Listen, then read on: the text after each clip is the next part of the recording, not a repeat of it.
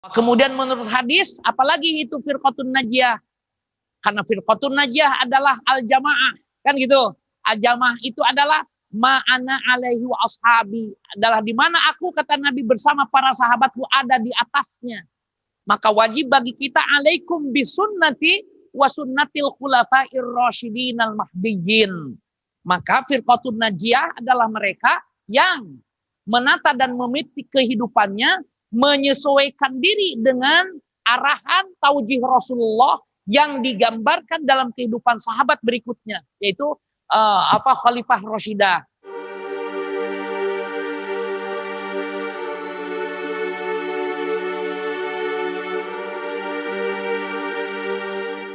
Ada Mu'min Sidik kepada beliau, coba dipersilakan waktunya, audionya ya sudah, segera. Assalamualaikum warahmatullahi wabarakatuh.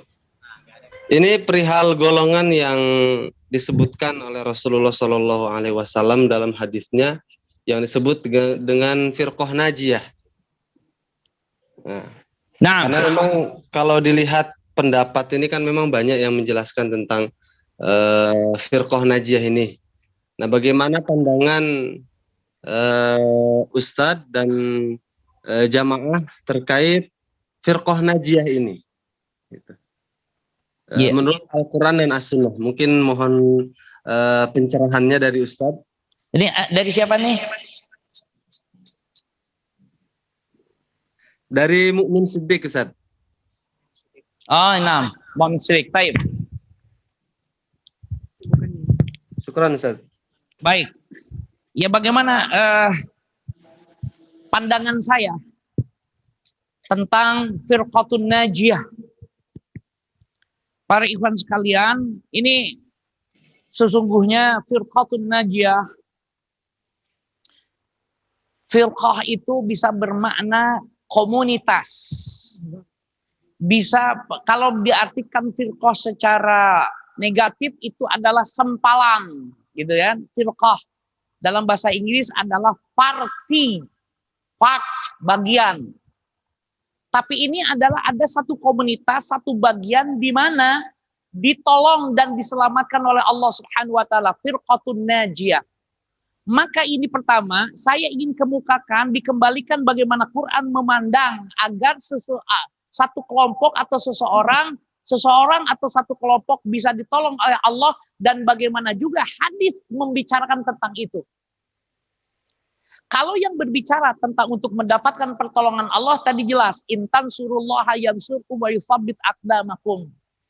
Bahwa kemudian menurut hadis, apalagi itu firqatun najiyah. Karena firqatun najiyah adalah al-jamaah, kan gitu. Al-jamaah itu adalah ma'ana alaihi wa ashabi. Adalah di mana aku, kata Nabi, bersama para sahabatku ada di atasnya. Maka wajib bagi kita alaikum bisunnati wa sunnatil khulafair rasyidin al-mahdiyyin.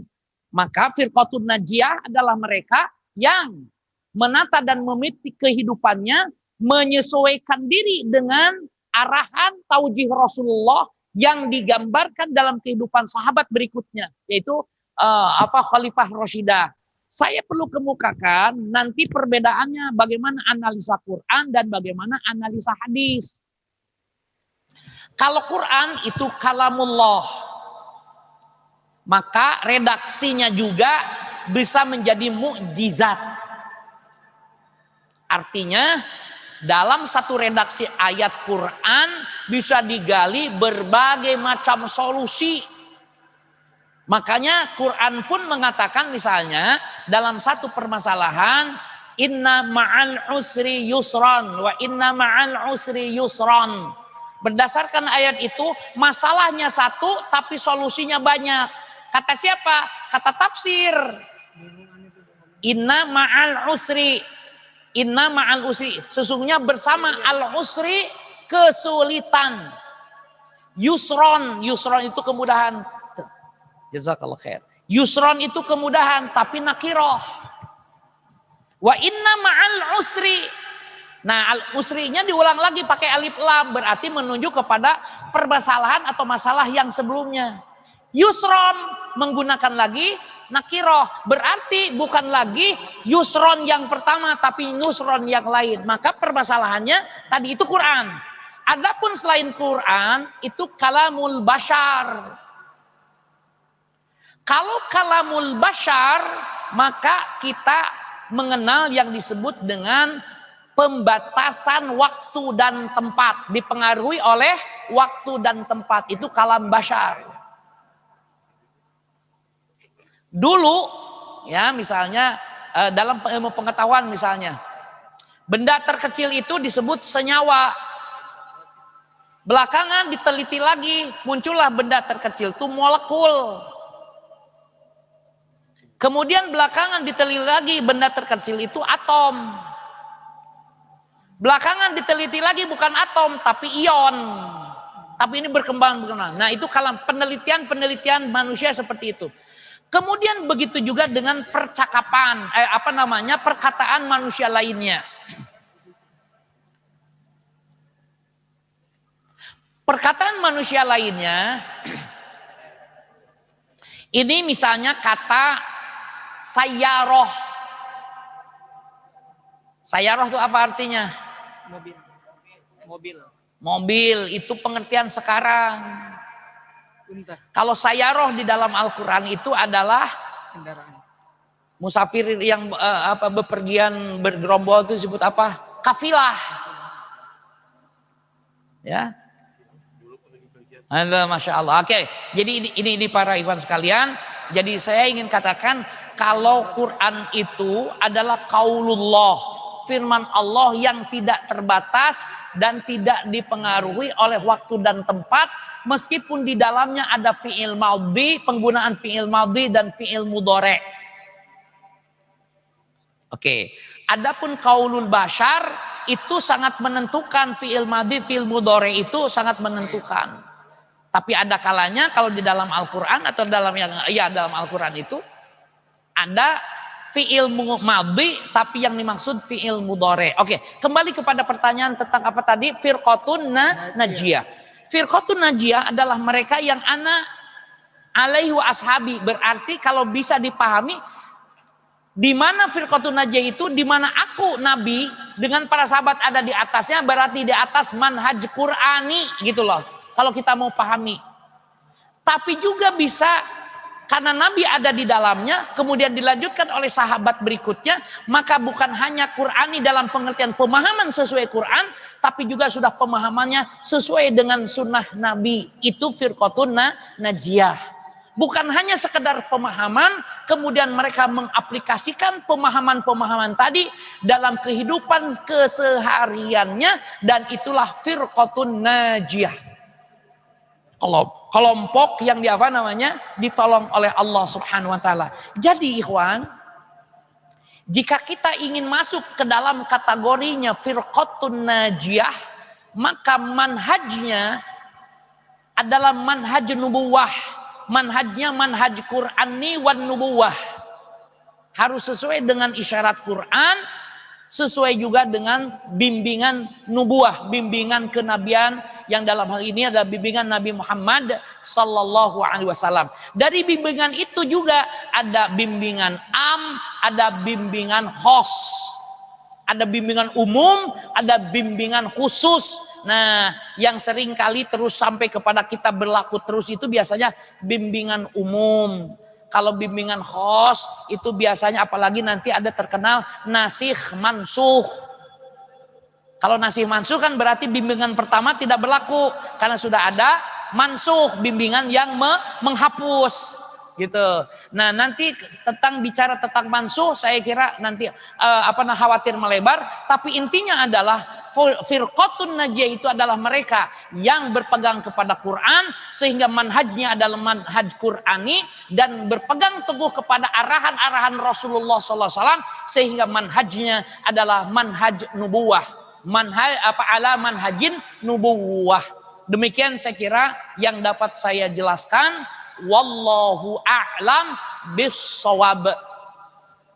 Baik, semoga terjawab ya kepada Bapak Mukmin Sidik atas pertanyaan yang telah disampaikannya. Semoga terjawab.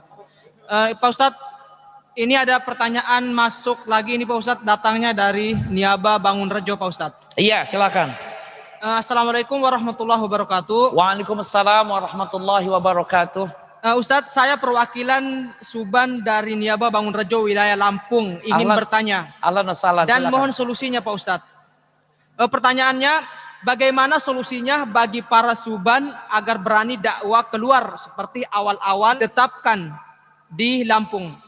Sebab dewasa ini mulai terasa dakwah Suban ini agak merosot dan menurun Pak Ustadz. Mohon solusinya. Syukron. Baik. Saya kira ini bukan hanya pertanyaan dari Suban Bangunrejo ya. Tapi boleh dibilang pertanyaan mewakili seluruh Suban kita. Ini harus dipahami kenapa bisa merosot. Maka konsep mulailah sekarang berdakwah. Mulai dari diri kita, gitu kan? Itu harus menjadi statement kita bersama. Mulai sekarang, mulai dari kita dakwah. Tapi Ustaz, saya kan tidak punya ilmunya. Nanti ada TKM, tadrib kadar mubalik, gitu kan? Atau tadrib dai, gitu kan? Itu simultan. Apa saja yang Anda kuasai, pahami, sampaikan. Tidak harus Anda menguasai seluruhnya. Karena nanti Anda bisanya apa? Fikih, dengan fikihlah Anda sampaikan. Saya tahunya metodologi dakwah. Dengan metodologi dakwah kau berdakwah. Metodologi dakwah dengan ahli fikih kemudian dipertemukan di dalam jamaah, lengkap sudah. Nah, sangat tergantung kembali lagi kepada attitude kita, keinginan kita, himmah kita dalam berdakwah. Nah, untuk bisa tetap bahwa yang menggerakkan hati kita Allah. Maka oleh sebab itu mintalah kepada Allah, ya muqallibal qulubi tsabit qalbi ala dinika. Maka boleh ditambahkan sabbitni fi thoriqid da'wah fi sabilika ya Allah ya Rahman ya Rahim. Tetapan aku di jalan dakwah, di jalan ridomu ya Allah. Begitu ya, fi sabilillah, di jalan Allah ya.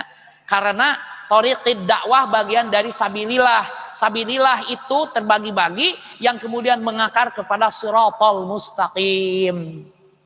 Gitu ya. Dakwah itu kan bagian saja, bagian dari sabilillah. Sabilillah, maka menjadi subulullah.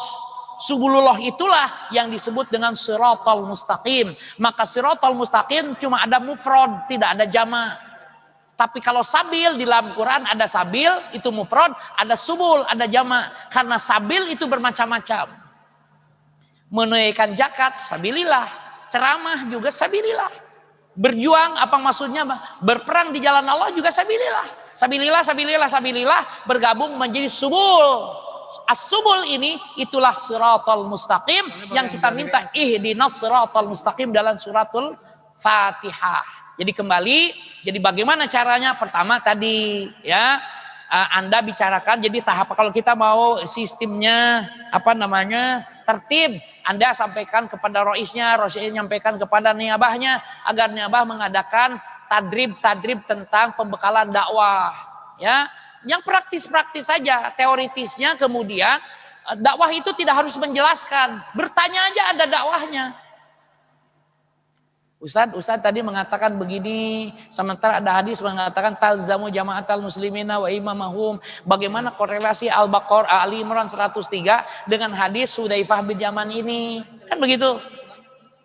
Nah, itu kan bertanya ya, tidak menggurui.